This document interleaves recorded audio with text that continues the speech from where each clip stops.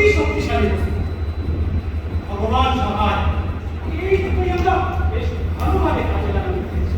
অতএব আপনি নিশ্চিন্তে থাকতে পারেন, আমাদের পালা সংগ্রহ হওয়ার প্রশ্নই ওঠে না।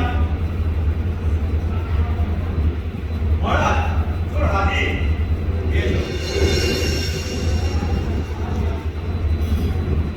এর নাম মহারাজ, এর নাম বসুন্ধরা, এর নাম। বলো, কিসের রমেশ ভাই তুমি আমার সাক্ষাৎ করতে হয়েছো? মহারাজ, আমি এখন চোর, কপাল মন্দ, তাই ধরা পড়ে দিয়েছি।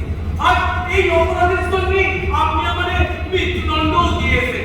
দেশে নাকি আর একটিও চোর লাগবেন না, এই নাকি আপনার বলে।